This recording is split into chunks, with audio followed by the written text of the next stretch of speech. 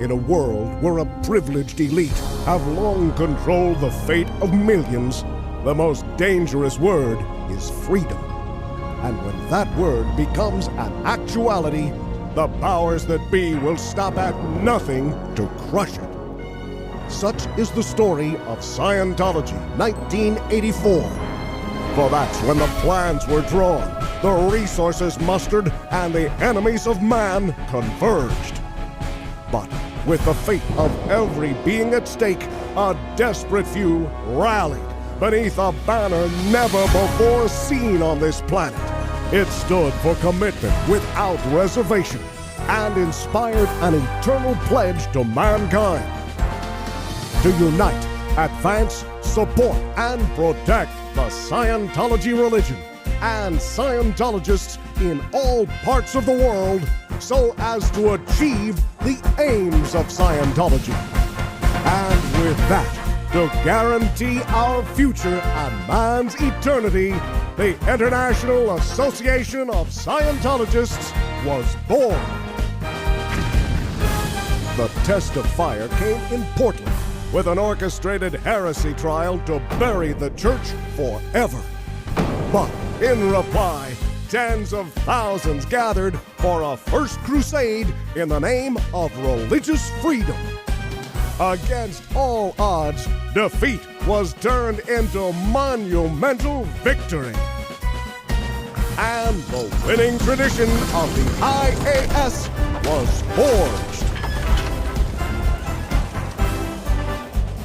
Convinced they had but one last chance to stop us, the forces of evil retaliated in fury, enlisting pharmaceutical giants and multi-billion-dollar merchants of chaos for a final assault.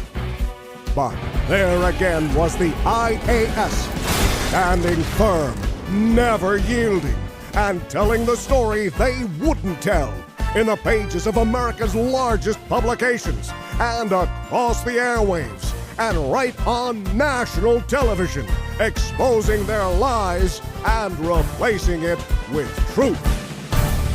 And finally, that truth prevailed, and the 40-year war was over, with our greatest triumph in history.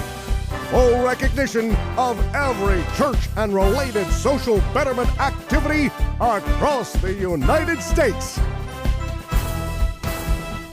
In the wake of that victory, we purged 20 years of lies, shutting down the Interpol conduit of false reports, and obliterating the world's foremost anti-religious hate factory.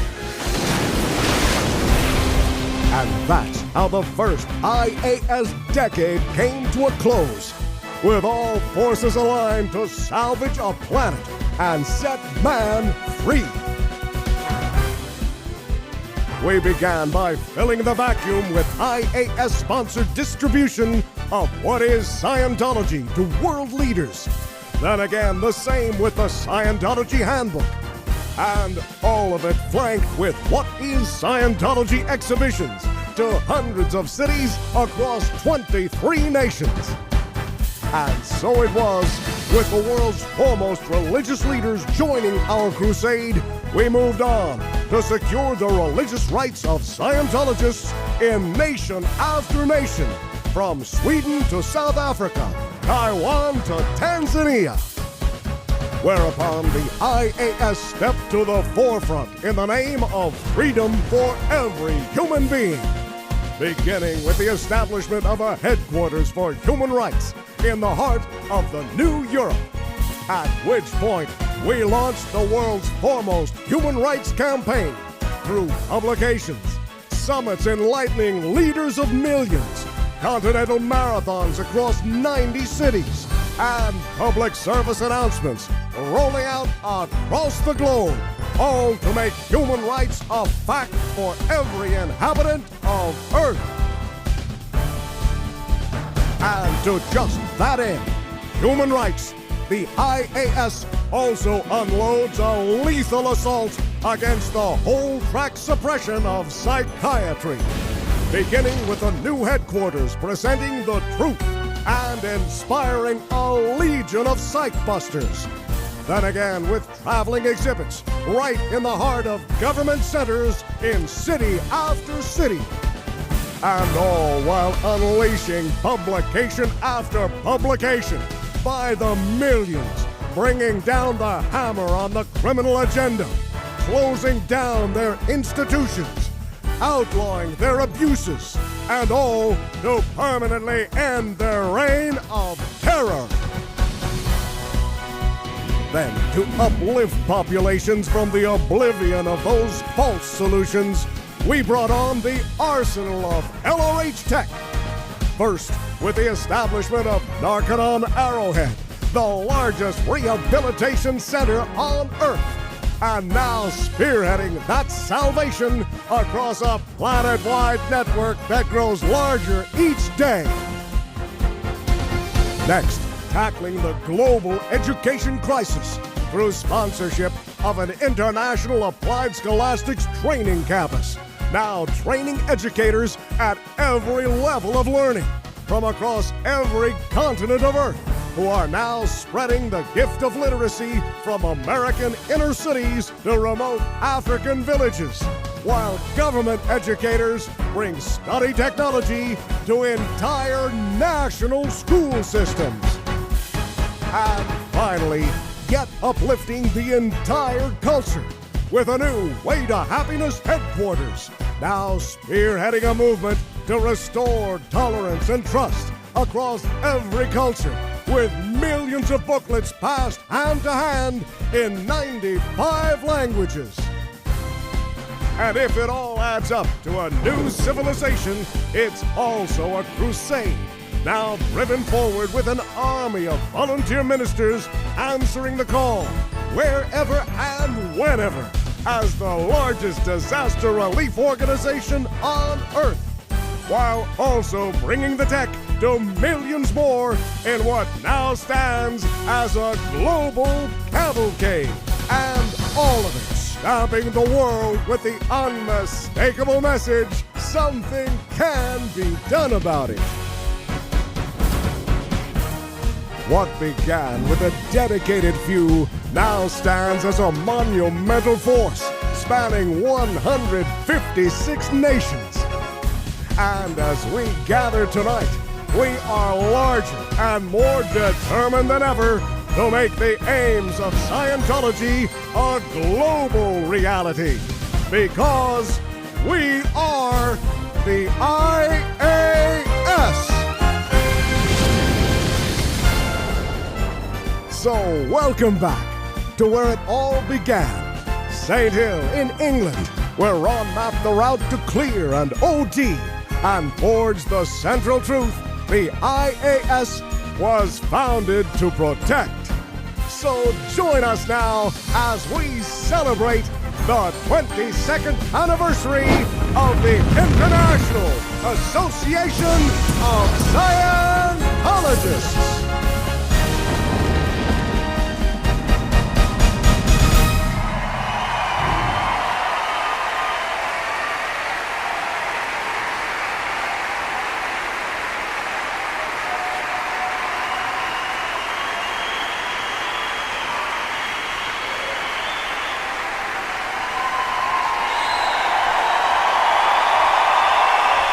Good evening. Thank you. Thank you very much. All right. Got it. Thank you. Thank you. Thank you very much, and welcome to the greatest gathering of Scientologists on Earth. And while those words hold true for every anniversary celebration, it's especially important that the IAS is out in force tonight. Because, lest it isn't obvious, the worldwide engram filed in the collective memory bank as of 9/11 is now in full-blown dramatization. As a matter of fact, take the recent headlines, label it Cycle of Aberration, and there's not a supervisor in the world that wouldn't give you a pass. First item on the check sheet, and for the first time in American history, a United States president publicly admits he'd authorized the torture of political prisoners. Although it's not necessarily in violation of both the Geneva Convention and U.S. Constitution, to say nothing of the Universal Declaration of Human Rights. Because the victims aren't tortured on American soil. They're in secret, undisclosed CIA facilities, and attorneys worked long and hard to ensure what they call alternative interrogation was conducted in the legal equivalent of outer space. Check sheet item number 2. According to the latest coalition intelligence estimates, international forces in Iraq have not only failed to crush international terrorism, they've fueled it, providing a whole new generation of jihad warriors with the classic Old Testament justification: those to whom evil is done may rightfully do evil in return. While as for the classic inability to determine relative importances for what taxpayers spend on Iraq, they could hire more than 5 million additional school teachers or guarantee quality health care for 200 million kids. Which is not to say that everyone's losing out in this war on global terrorism, because yet again, the psychs have found their market niche. Most profitably, dispensing drugs to shut off emotions that might otherwise interfere with combat operations. To date, more than a third of all coalition forces are obediently taking their medications, antidepressants and amphetamines in the morning, Valium to sleep it off. All of which gives new meaning to the phrase, making a killing in pharmaceuticals. Meanwhile, Osama bin Laden's old support group is about to make a killing in the export market because now that the spotlight is off Afghanistan, the Taliban's moved in to take over the opium fields. And by all accounts, it's going to be a bumper crop. There's a lot more, with the Pope now quoting a 14th century Byzantine emperor to condemn all Islam, Al-Qaeda declaring a new holy war on worshippers of the cross, while some 20% of Americans still believe God is directing U.S. foreign policy. As for what else people out there believe there's the latest Christian video game, it's already en route to evangelical churches and calls upon the faithful to annihilate an antichrist army of UN peacekeepers. You lose points for killing opponents before they've accepted Christ. But in either case, every time a heathen dies, the Christians cry out, "Praise the Lord." While for those who want a piece of the action for real, more or less, there's the likes of a game called Quest for Al-Qaeda. It's a fully 3D environment and takes players right into bin Laden's bunker at Tora Bora. It's been billed on network news as payback time for terrorists and a great way of working out anger left over from 9/11. Not to be outdone, wannabe jihadists can now play it the other way around, setting off on missions to assassinate Western world leaders, and it's freely downloadable from the global Islamic media front. Meanwhile, back at Psych Central, there's another kind of killing going down in the video game industry.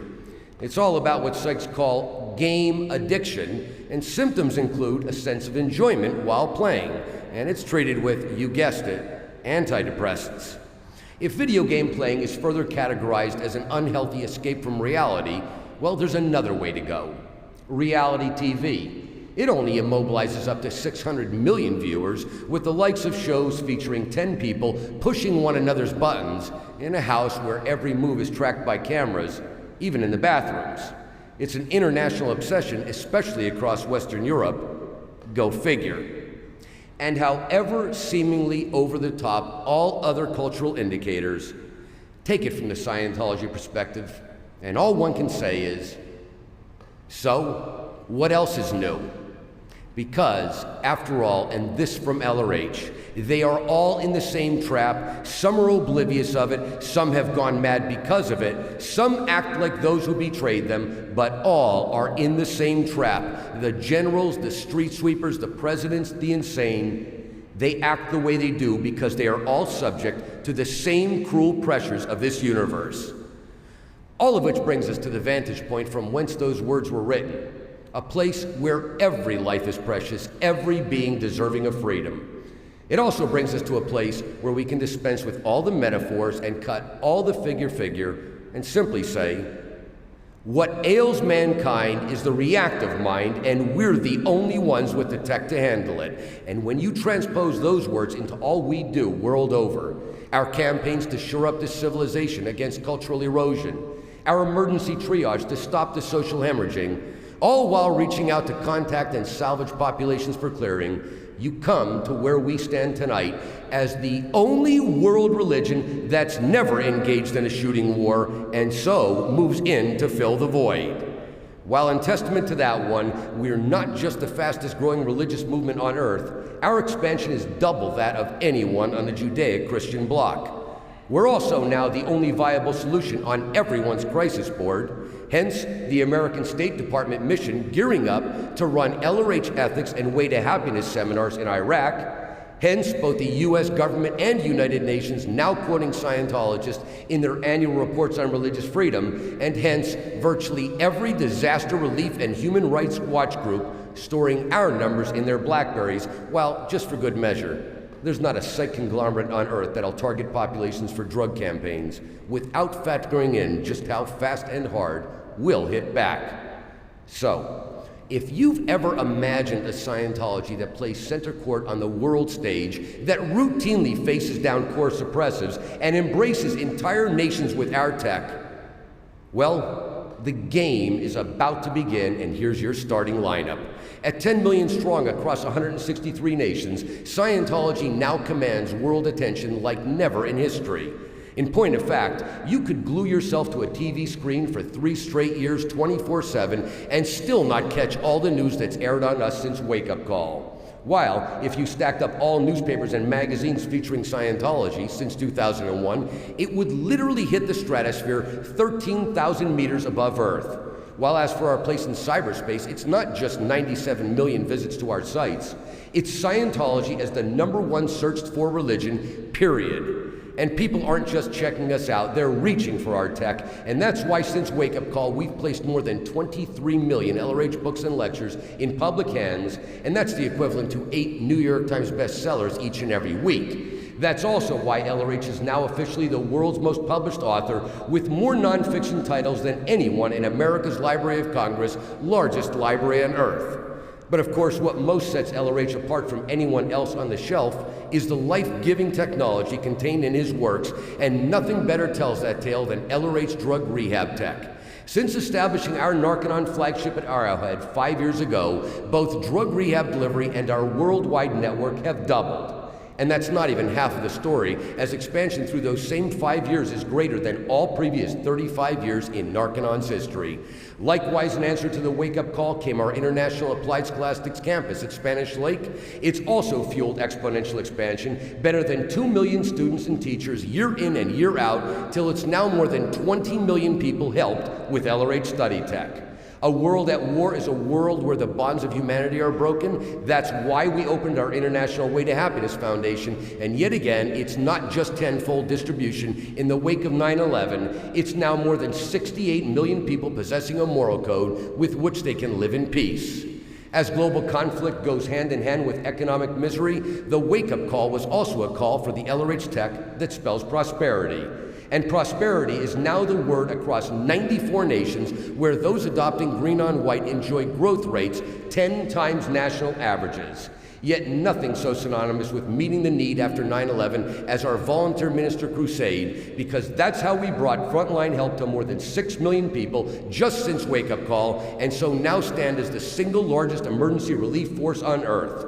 Of course, to forever end man's inhumanity to man means multitudes of people moving up the bridge. And that's why, in answer to Wake Up Call, we've brought more than 13 million into our churches, missions, and groups, while as of tonight, it's over 7,000 starting on introductory services each and every day. But given what ultimately spells freedom is auditing, it wasn't just a concerted push. It was arbitrary as removed, and that spells 21 million well-done auditing hours since Wake Up Call, or more than the whole previous decade. And because it's ultimately all about total freedom, delivery at the top end of the bridge is double that of 5 years ago, until, as of tonight, it's an OT session starting every 8 seconds. But when talking OT civilization, you're talking overall worldwide expansion, and for the final word on that one, it's not only a global Scientology network tripling in size since Wake Up Call, it's a rate of expansion through the last 5 years that's 20 times greater than the whole previous 51 years combined. And if that's your State of the Union tonight, then here's your first word on where we're going. Not just above and beyond any year in history, but to places you never dreamed possible, because this isn't just welcome to our IAS anniversary 2006. This is welcome to reshaping the destiny of Earth.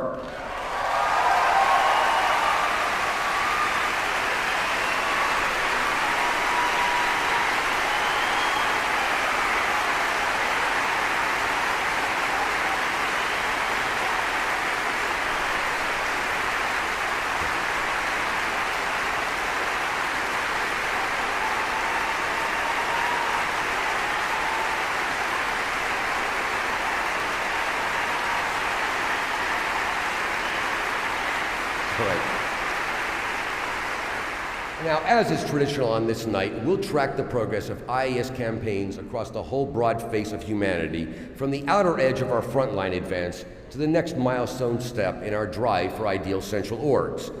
We'll also, of course, present this year's IAS Freedom Medal winners, every one of them playing for high stakes at the big table.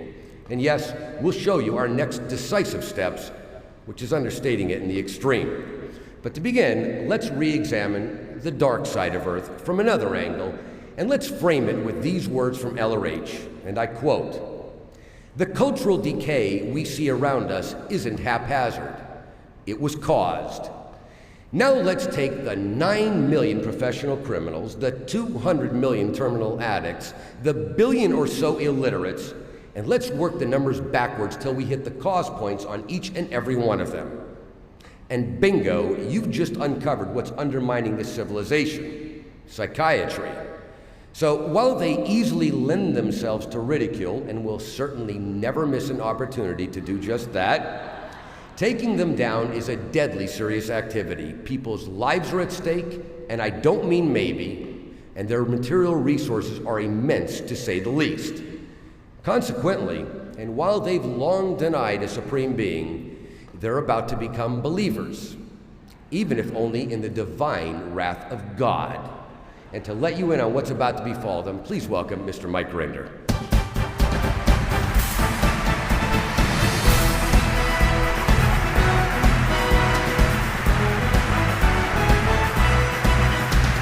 Thank you.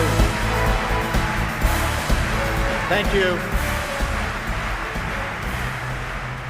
Thank you very much. The basic strategy of the Citizens Commission on Human Rights is predicated on the fact that people instinctively recognize psychiatry as a whole track symbol of terror.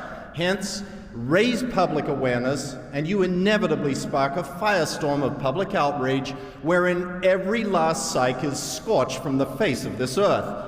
We do it in 3 carefully dovetailed steps. First, we awaken people to the unadulterated horror of psychiatry with a multi-channel public information campaign, including books, documentaries, demonstrations, and international exhibit tours. Next, we invite those so awakened to sign on as human rights investigators and arm them with anti-psych information packets, fact sheets, white papers, and other suitably pointed materials.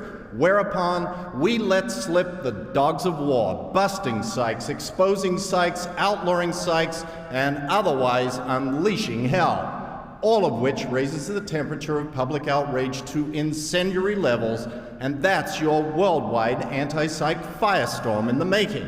While, as for how it's played out since we last gathered, December 2005, our now internationally renowned Psychiatry and Industry of Death Museum opens at CCHR headquarters in Los Angeles, specifically at 6616 Sunset Boulevard, where, and for the first time in history, all 4 lanes of the Strip are closed to accommodate the throng.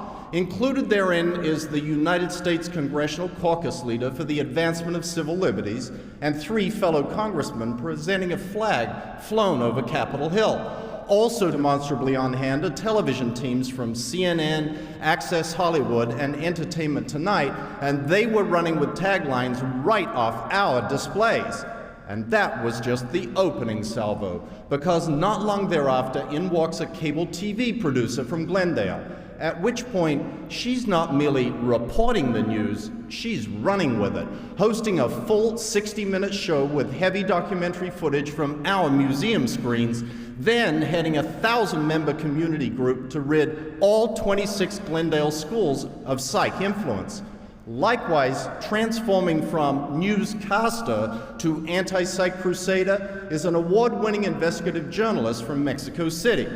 He takes the tour. He's incensed as all hell, whereupon he's lambasting psychs from one end of Latin America to another, and I mean that literally, as his shows air all over the Spanish-speaking world to upward of 10 million viewers.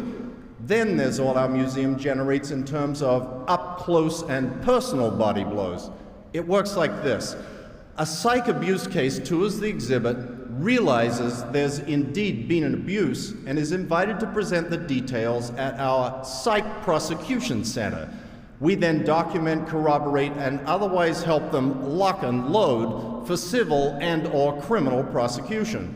While for those who wish to lead an anti-psych crusade as a regional commander, we extend invitations to sign on as CCHR commissioners.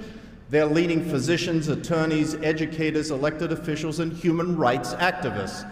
But when talking long-term high impact from our Industry of Death Museum, this one says it all. Among those immediately flocking to 6616 Sunset were professors of nursing colleges and medical aid training centers routinely graduating students who wind up assisting psychs.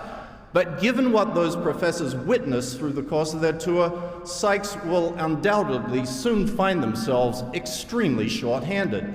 In point of fact, and as of tonight, if you attend LA Trade Tech, East LA Community College, the American Career College, the California Career College, 12 schools in all, touring our museum is not just recommended, it's now an accredited part of the curriculum. But that's the least of psychiatry's problems, because also as of tonight, if you want a diploma from an LA nursing college, it's now a mandatory requirement for graduation. You have got to take the Industry of Death tour and thereby open your eyes to the horror of psychiatry.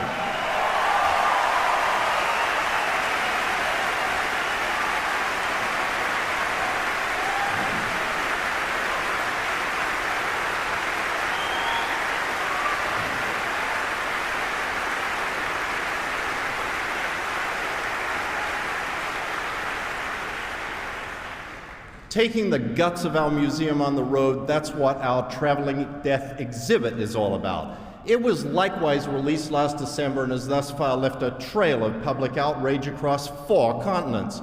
While for the merest glimpse of it, there's the Atlanta, Georgia, where psych-busting state senator Nancy Schaefer cut the ribbon, then just as cleanly ripped psychiatry before some 600 leading citizens. There's San Jose, California, where the newspapers got it right again with outraged editorials on the money-sucking, pill-pushing, mind-warping evils of psychiatry, end quote. As the seat of California government, Sacramento holds the purse strings on psych appropriations, hence our traveling exhibit to enlighten the likes of State Assemblyman Dennis Mountjoy. He, in turn, issued an eloquently worded certificate of recognition, but read between the lines, and it's a hunting license. Then there was Boston, where upstep New Hampshire Representative Paul Ingebrigtsen, who's been ramrodding in anti-child drugging legislation, much to the horror of Big Pharma. And Pasadena, world-renowned home of the Rose Parade, and now a Venus flytrap to any psych who dares set up shop, since no less than Pasadena's own mayor opened the exhibit while news teams focused in on displays. Santa Barbara Sheriff Jim Anderson was not a scheduled speaker, but having walked the floor before cutting the ribbon, he wanted everyone to know he was now on board our Anti-Psych Express. Meanwhile, in Orange County, it was a school district supervisor who demanded a shot at the podium to tell the world she was now taking aim on psychs. Halfway around the world in Sydney, it was also combustible outrage, what with Aboriginal radio host Lloyd Wells networking into 160 stations to fan anti-psych flames nationwide. While in Tokyo, and right in Parliamentary Hall no less, our own CCHR samurai and IAS Freedom Medal winner Koji Minami brought on the Buddhists to bless our exhibit and sanctify all honorable psych-busters. Back across the pond to UK, it was Birmingham, where otherwise complacent medicos were in sequence horrified, dumbstruck, and righteously enraged. Then came Budapest, where another 2,500 caught sight of our billboards, took the tour, and walked out mad as hell. At which point we pressed on to Torino, where among those left thoroughly incensed was a fully frocked Catholic priest, and he's now damning psychs from the pulpit. And so it goes, 45,000 miles, 10 key cities where public outrage is now so explosive you can measure it with a Geiger counter, and that's our Traveling Industry of Death exhibit 2006.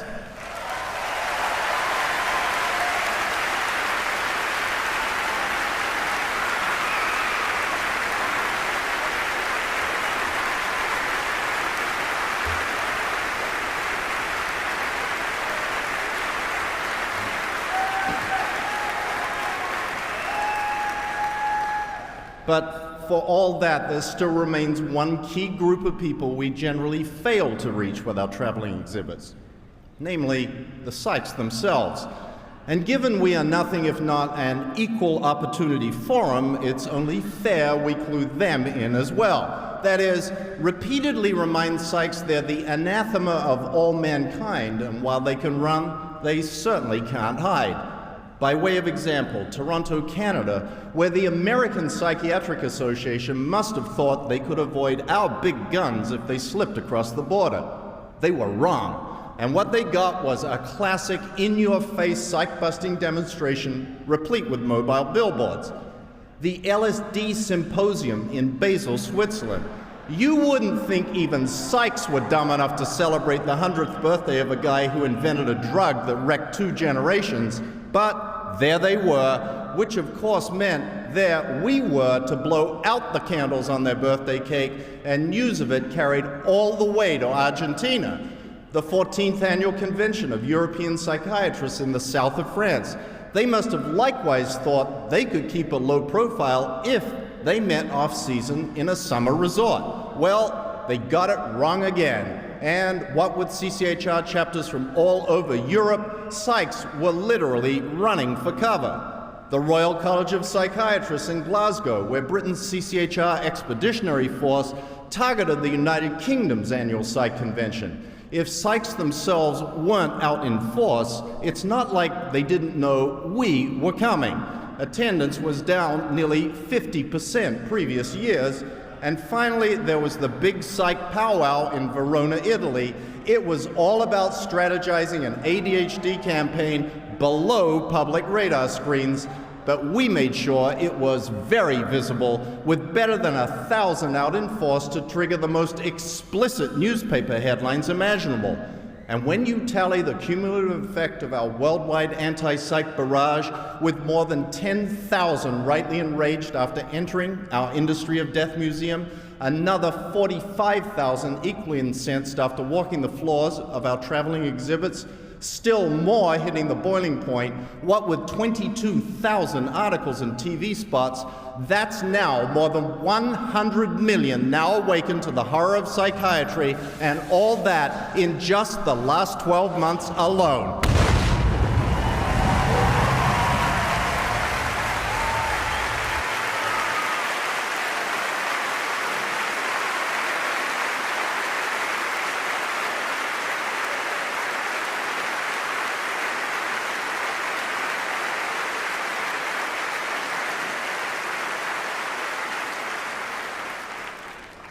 That is not, however, all we've wreaked in terms of havoc for psychiatry, because right off the firing line from our Industry of Death Museum comes the likes of this. A Western Australian parliamentarian attends our grand opening last December, then drops back down under to unload a little of what he's soaked in. The myth of ADHD, the spikes in suicide, seizures and strokes, he laid it all on the parliamentary table. And when Sykes attempted to brush it aside, he pulled out the really heavy artillery.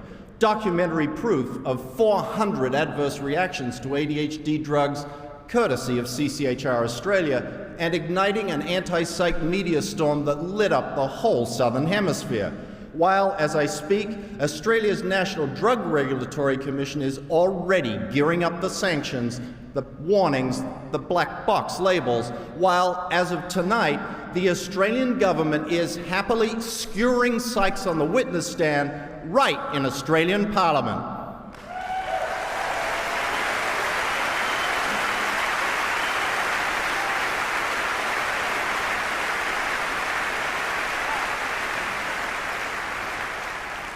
But when talking high-profile exposés of low-life-form psychiatrists, nothing quite matches this one. Dateline Canton, Massachusetts, where at a place called the Judge Rottenberg Center, troubled teens are subjected to what's known as aversion therapy, meaning remote-controlled electrodes are strapped to their bodies and they're zapped at the first sign of misbehavior. The jolts aren't enough to render subjects unconscious, but it sure stops kids from throwing spitballs. By the same token, however, what with CCHR testimony, sworn statements of victims, and eyewitness reports from a psych aide turned whistleblower, that Judge Rottenberg Center has shocked the whole world. CNN News, treatment or torture? And the answer becomes painfully obvious when a CNN reporter straps on electrodes and takes a little of the dose Sykes were giving kids. Then there was People magazine on the parents who were suing, the Boston Globe on the 22 counts of abuse, and the Boston Herald on the state prosecutor's probe, till, as of tonight, not only have educators permanently pulled the plug on psych electrodes, no less than 14 Rottenberg staff are now facing criminal charges.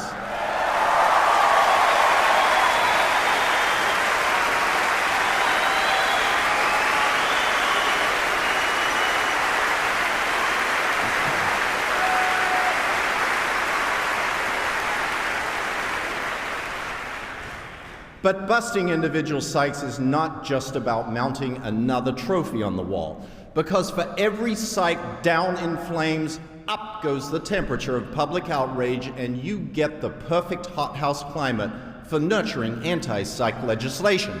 And it's been flowering like never in history.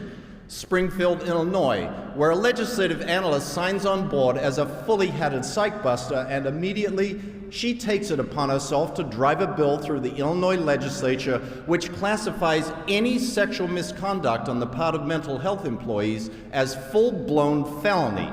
The bill passes both houses, it's signed into law, and a lot of people are now out gunning for psychs who obviously can't keep their hands to themselves. While, when asked how and why that bill came to be, our new Illinois psych buster casually explained, CCHR made me a human rights investigator, and I kind of like that title. Connecticut, where psychs were merrily pushing legislation to dole out drugs to every kid in foster homes, whereupon CCHR provides the key testimony, and that bill is shredded right on the scene. Colorado, where psychs were heading for their trough and a special tax for a new mental health program. But once again, CCHR testimony blows them right out of the barnyard. Washington State, where CCHR wiped 3 mental health programs off the funding list, and psychs are now suffering from what you might call chronic legislative failure syndrome. And finally, there's Arizona, where psychs have been dreaming up ever more outrageous reasons why criminals are not guilty by reason of insanity. It's all part and parcel of establishing themselves as unqualified experts on all questions of sanity in courts of law. But when an Arizona killer appealed a murder conviction, citing a mental disease pulled at random from psychiatry's diagnostic manual, in stepped a CCHR attorney with 30 lethal pages aimed right at the heart of the whole psychs as courtroom experts industry. He submitted it right to the Supreme Court in a special brief, and when it was over, no less than the United States Supreme Court ruled, and I quote, "No matter how the test for insanity is phrased, a psychiatrist or psychologist is no more qualified than any other person to give an opinion about whether a particular defendant's mental condition satisfies the legal test for insanity." And yes, that one knocks the legs right out from under psychiatric experts in American courts.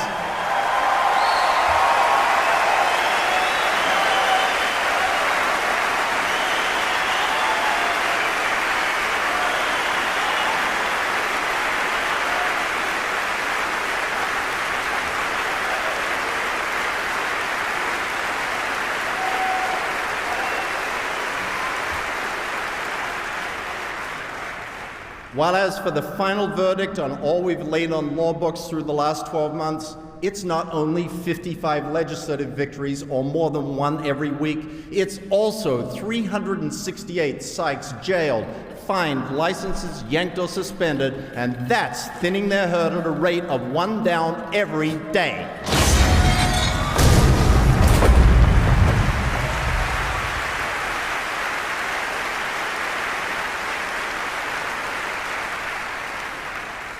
Psychs down for the count, their programs gutted on legislative floors, all of it fuels the fire. It also provides yet more ammunition for still greater firepower. In point of fact, never in our history have so many authors and filmmakers joined our ranks for the psychiatric turkey shoot. The very partial list includes former Washington Times reporter Kelly O'Meara. Her expose is entitled "Psyched Out: How Psychiatry Sells Mental Illness and Pushes Pills That Kill." It was directly inspired by CCHR, and psychs can't even conceive of damage control, as this one is absolutely bulletproof.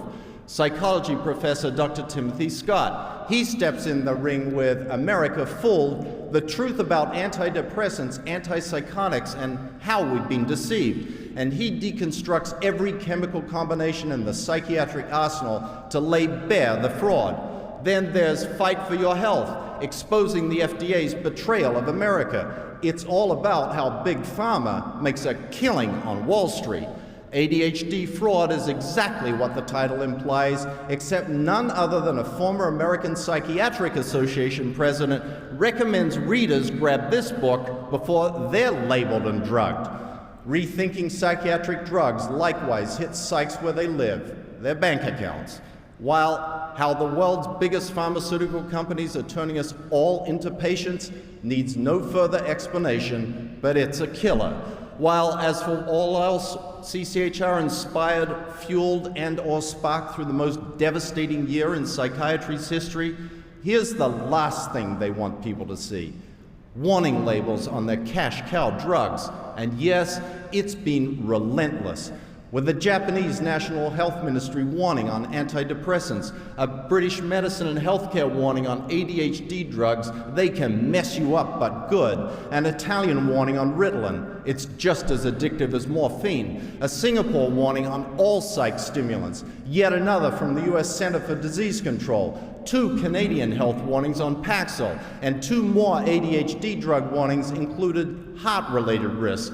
3 more from Australia on both ADHD and antidepressants, and a full dozen FDA warnings on the whole psych lineup. ADHD drugs, antidepressants, antipsychotics, any one of them can kill you. And it's no longer just on the bottles, it's all over the airwaves. And that's why 92% of all Americans now believe Big Pharma is corrupt as hell, which, when coupled with all else we've incited through the last 12 months, is why governments world over have cut no less than $308 million from psych budgets. And as for the psychs themselves, lest you ever doubt there's justice in this world, they not only lost incoming cash, they've had to pay out $9.6 million in penalties and fines through those same 12 months, while as for the really big payoff for everyone else, it's more than 800,000 American kids off psych drugs, double from just last year, and that's why 2006 will forever be remembered as Phase 1 global demolition.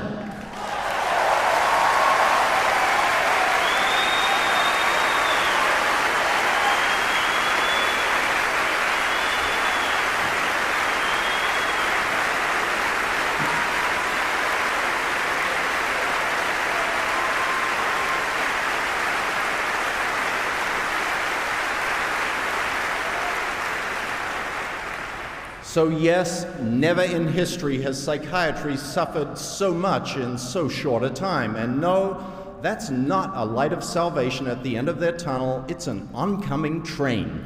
Because having developed an arsenal of weaponry with which to permanently take them down, here comes the next, and it's an atomic bomb. Psychiatry, global obliteration.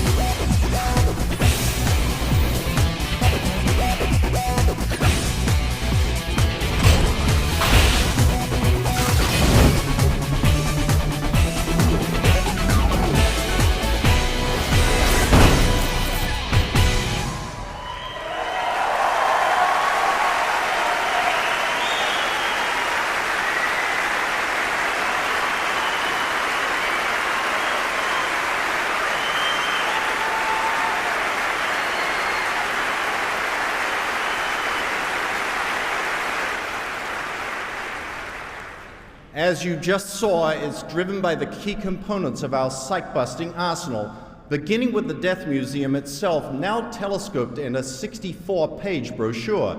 It's a virtual guided tour from psychiatry's backstory, replete with early treatment/torture devices, to psych surgery for lowering intelligence to the level of a household pet, and more again on the psychiatric drugging machine. It's all here, especially when combined with our new documentary, now available as a 90-minute DVD in 14 chapters, from actual footage, experimentation, to deep cover investigations.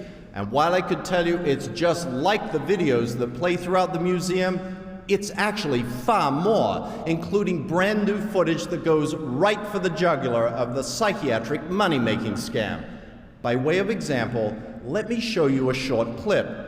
That it's not recreated is perfectly on point, because while one can talk about psychiatry as a pseudoscience and their drugs as the 21st century equivalent of snake oil, this is what it's like to pay them a visit in the guise of a patient.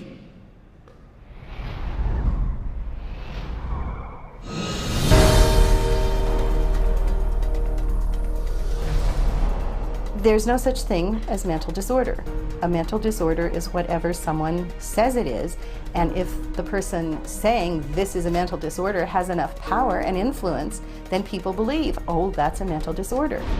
But you can't have power or influence without credibility, so psychiatry manufactures its own.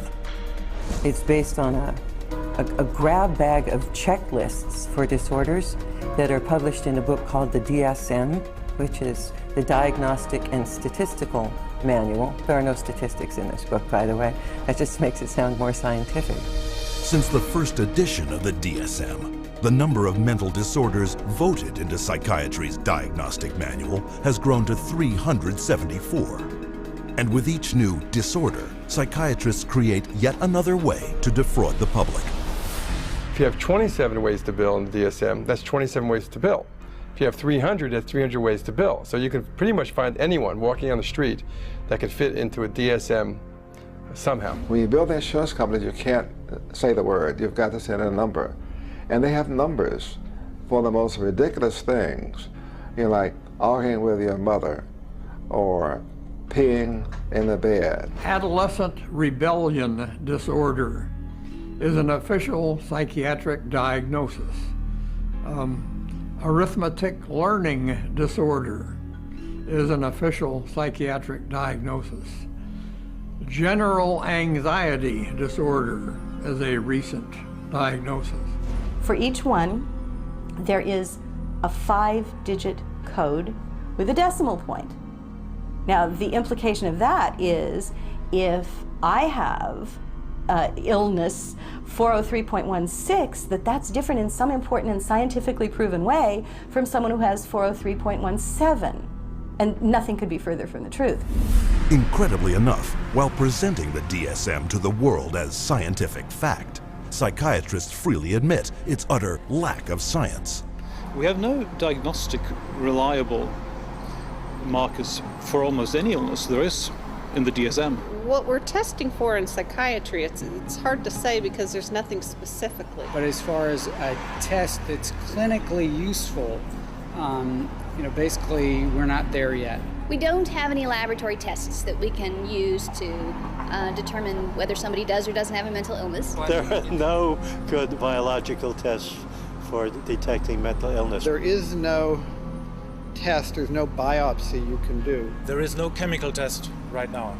But there are no specific tests to confirm the diagnosis or show the improvement, like any blood tests or any x-rays or anything like that. Oh, in my practice, I don't do any tests. I just speak with people and listen to them, and then I make a decision in what kind of illness.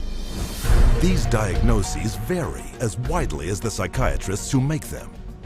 In this hidden camera footage, a person visited several different psychiatrists, complaining of the same symptoms. I'm extremely unorganized, and I didn't used to be. It's caused problems in the family. It's caused problems getting, I'm self-employed. You got ADD, ADHD, and you're depressed, and your depression is bipolar depressed. You have a brain chemistry disorder, and it's probably genetic. You have a lot of the symptoms of depression. So it seems like it is a mixed picture. What that means is like we got some depressive symptoms and some, high symptoms. If you're bipolar, I'll need to give you a mood stabilizer. We don't know kind of how to fix. Considered low-grade bipolar. You are more of the ADD and ADHD. And as far as medications for depression, because I would recommend that you start a medication, which are Prozac, Zoloft, Paxil, Celexa. Usually Propylene XR is pretty good. They give you some Lexapro in the morning and some Trazodone at night. Lamictal is a better medication for that. It works on your depression also. But the treatment for any bipolar cycling is the same. Lithium. Remeron is another one. Trazodone. Tegretol. Depakote. Wellbutrin. Lexapro. Lamictal. Equatroid. Depakote. Lithium. Ambien. You may need an antidepressant also with your Lamictal. We don't know if I give you a medication if it is going to work or not. To a certain degree, it's trial and error. You never know if it's the right drug. How many people have I cured? Well, there are no real cures right now in psychiatry. I have cured none of my patients. We're always challenged by our lack of knowledge. I mean, in fact, we don't know what the causes of mental illness are. Most mental illnesses, we do not know the cause. Of course, it would be nice to know exact reasons of disorders, but maybe in the future. I'm the Director of Research at the American Psychiatric Association. We don't know the etiology of really any of the mental disorders at the present time.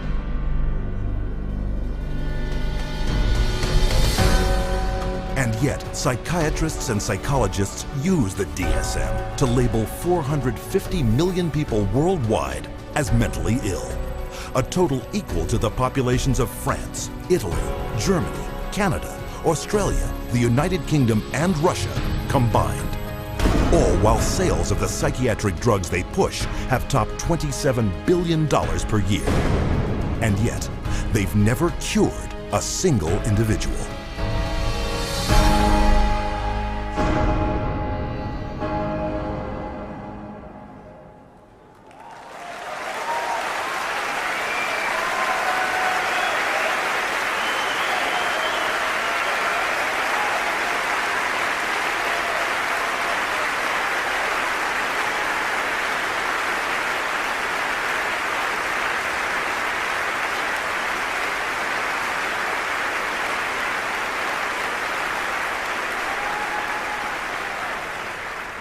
Needless to say, anyone with any shred of humanity will want to do something about it after taking the tour and viewing the likes of that one.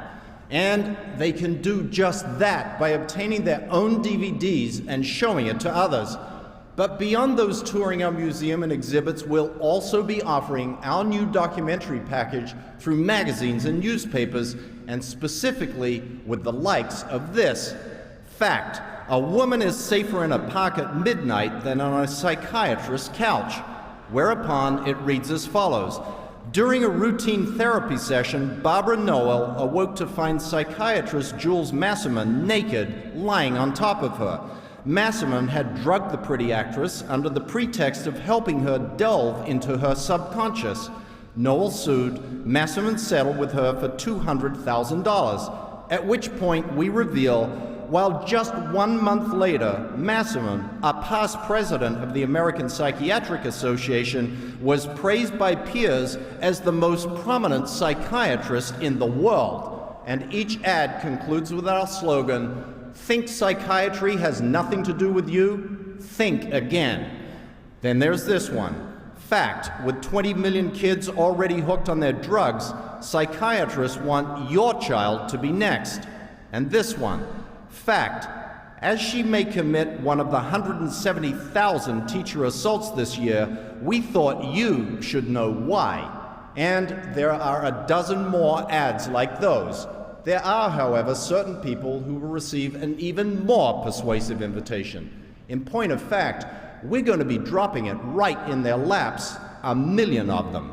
It looks like this. DVD, fact sheet, and who to contact, as well as tailor-made letters such as this.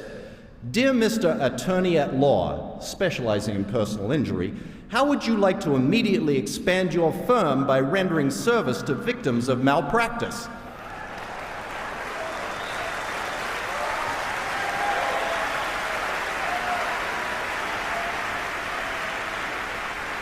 It goes on to provide all enticing facts and figures on psychiatric abuse, which is to say, it's like dropping fish entrails into shark-infested waters.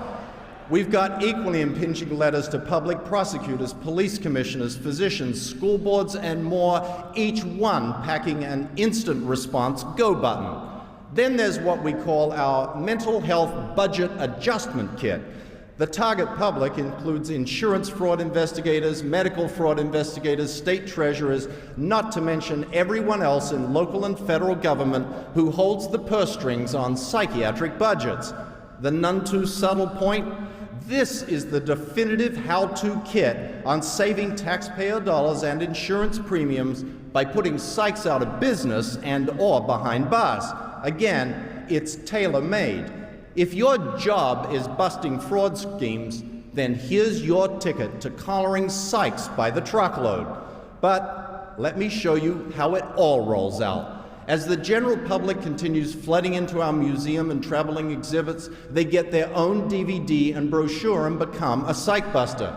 Simultaneously, we reach out to selected publics with our new ads and direct them to the CCHR website, where they likewise pick up the goods.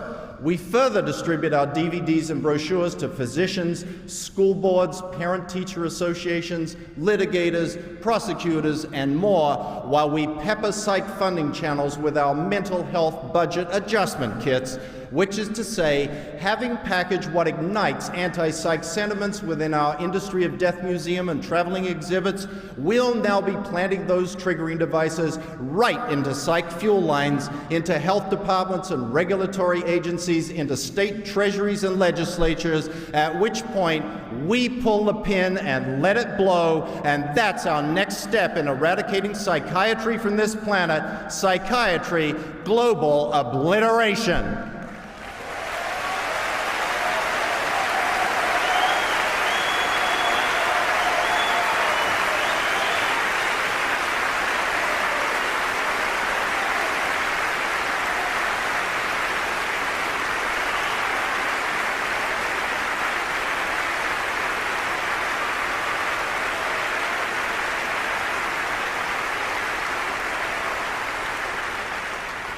For all you've just seen and all else we're about to unleash, it's no exaggeration to say we now possess the power to eradicate psychiatry. At which point, and all clever phrasing aside, we'll have cleared away the primary source of suppression on this planet.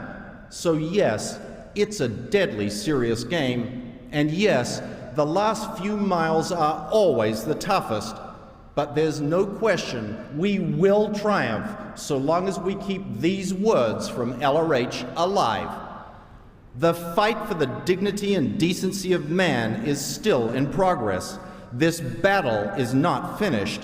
It will not be done until all psychiatrists and psychologists are brought back under law, deprived of their unearned millions in appropriations, and the world made safe.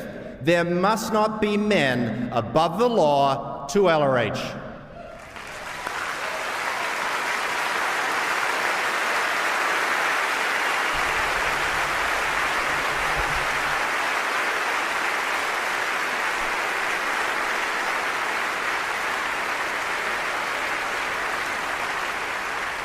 Needless to say, as Scientologists collectively accomplish more and more, the bar keeps rising on what it takes to win an IAS Freedom Medal. Because after all, it's our NE+ Ultra of awards for stellar achievement. It's the one that says, here stands the IAS.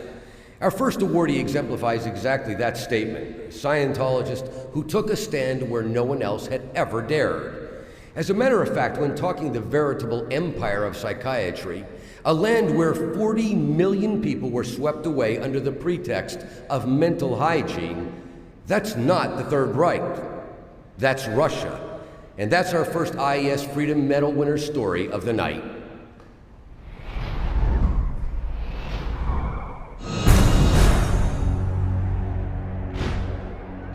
They were the secret mind behind the KGB and the Mental Health Authority for Internal State Security. They were the dark power within the Soviet machine, and to criticize them was a death warrant. While even through the collapse of the communist regime, Soviet psychiatry survived, undetected, never discussed, to sweep undesirables from the face of Mother Russia. But this time they weren't working for the KGB. They were in business for themselves. Yet exposing the tyranny of Russian psychiatry and ending their totalitarian rule is IAS Lifetime member and IAS Freedom Medal winner for 2006, Roman Chorny.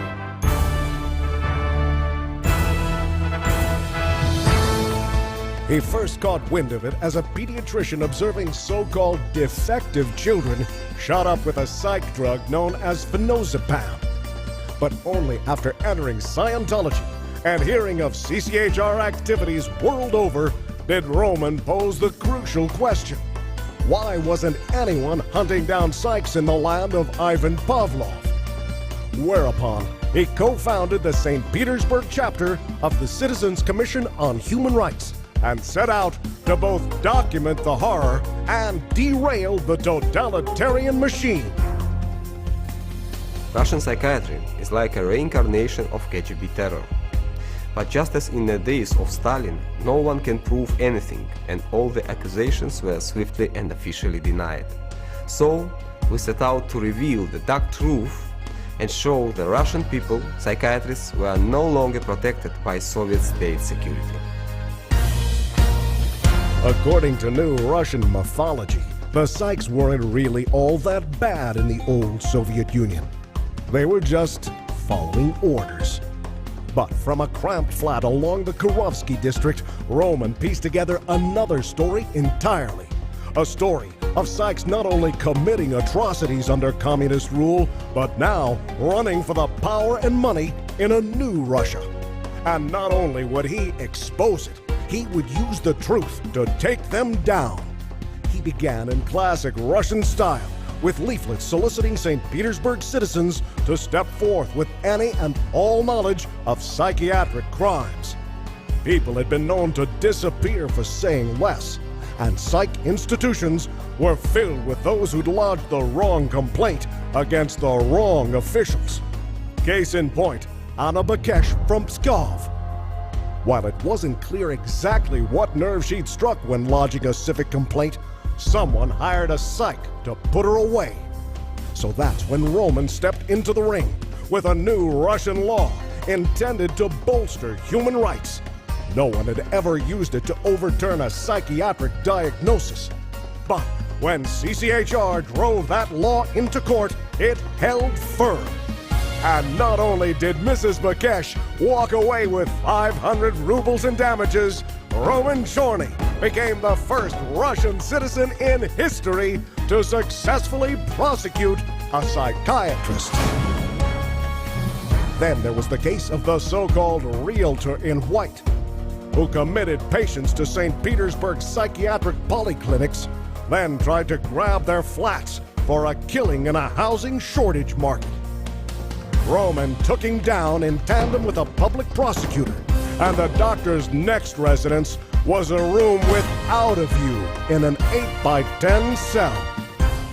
Then again, there was Dr. Nikolai Vodyniev, who went one better. He not only committed those with apartments he fancied, after grabbing their leases, he had them murdered. And when that psych downsized his living quarters to a St. Petersburg jail, Roman himself was big news for what journalists dubbed writing human rights.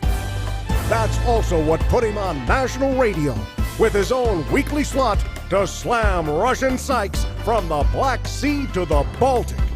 While as Mother Russia's new voice of authority on psychiatric double-dealing, Roman was next exposing psych crimes from Vologda to Siberia, until, with 6 psychs sliced and diced in Russia's courts, and 10 million listeners tuning in for the blow-by-blow, psychiatry's own Iron Curtain of secrecy came crashing down. At that point, I knew that we could bring individual psychs to justice. But from a strategic perspective, the time had come to hit their strongholds, the very core of suppression. It was time to turn up the heat.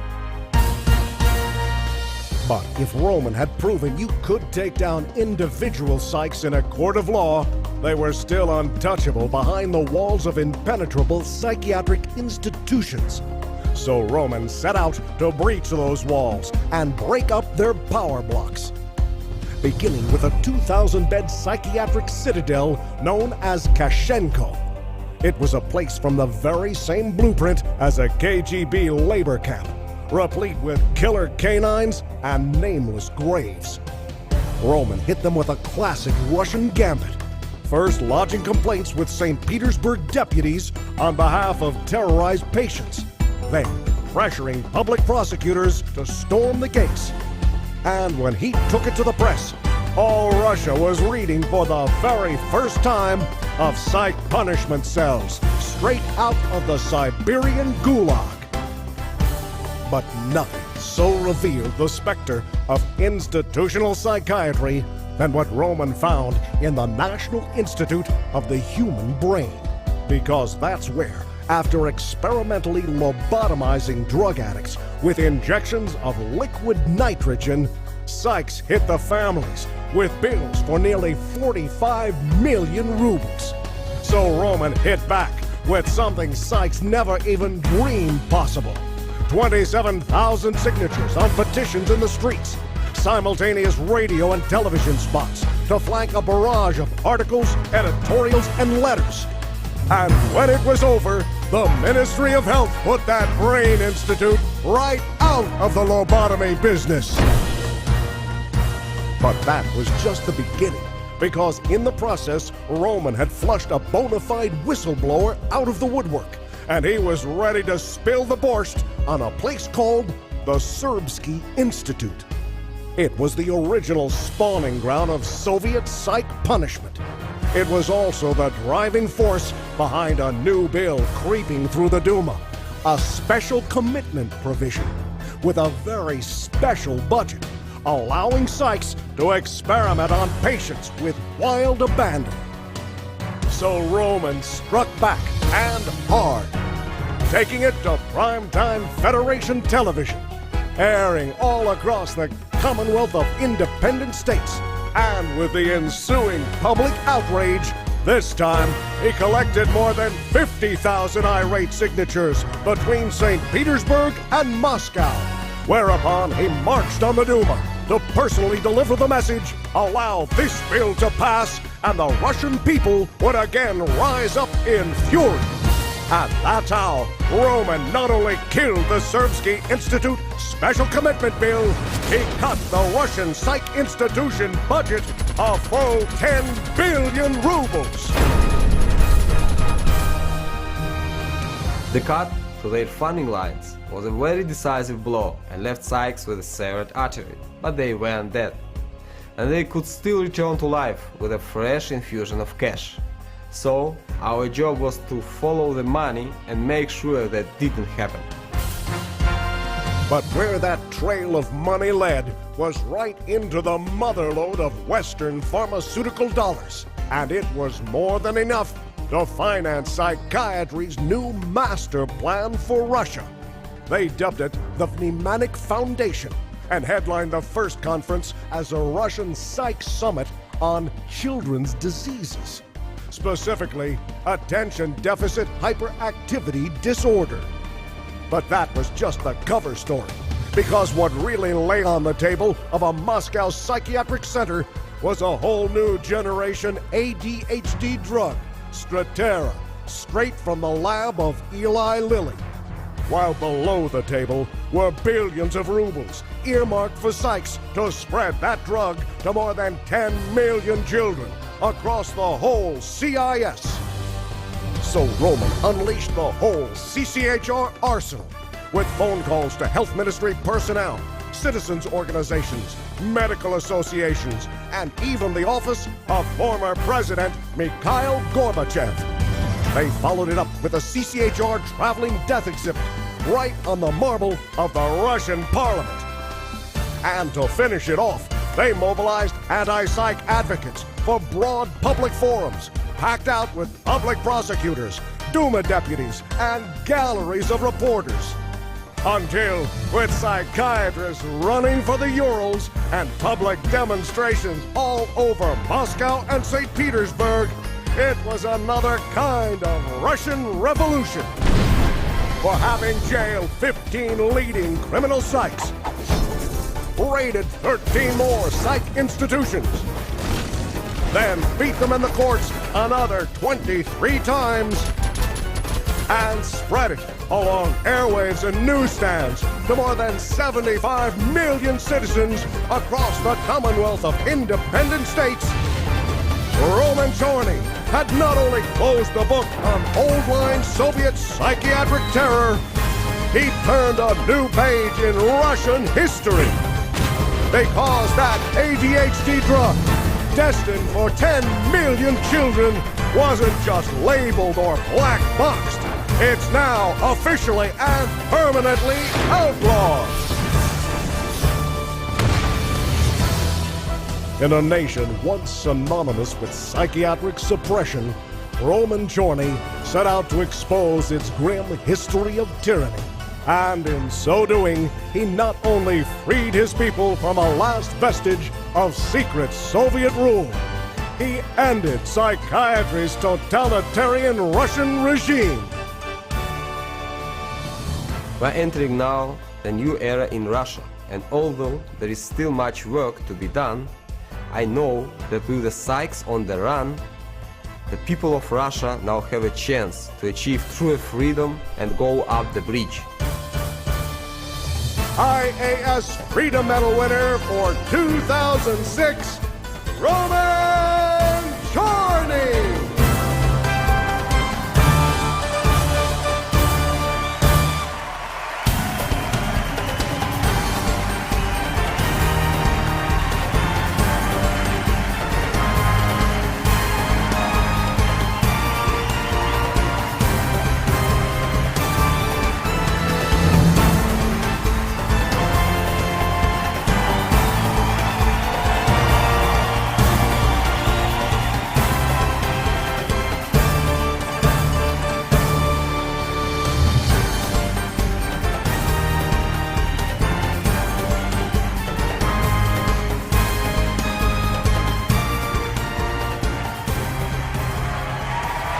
Thank you very much.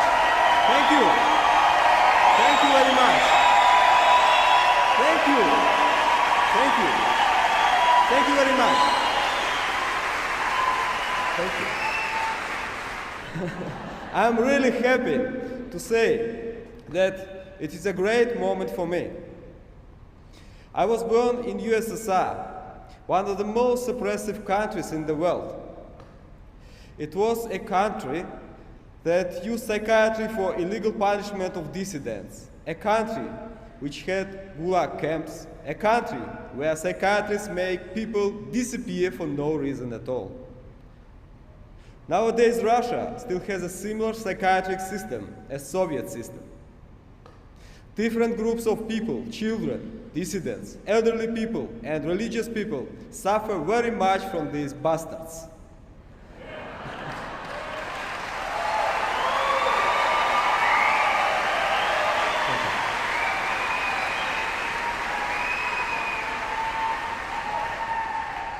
Thank you. They still have awful big psychiatric clinics where people are tortured, where they are given care that is not for their own care. So, when I came into Scientology, I understood what real suppression on this planet was, and that was my destiny to eradicate it. Thank you.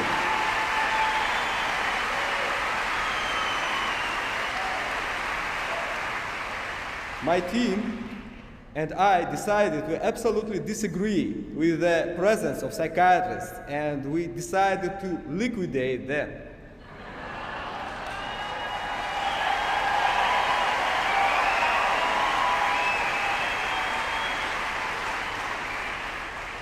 It has been a big battle, and I am very grateful to my team, to the team of CCHR St. Petersburg and CCHR Russia. But most of all, I am grateful to LRH, who gave us the direction when he told us to believe in mankind, to help men, our countries, and society. Ladies and gentlemen, please, all greetings to LRH.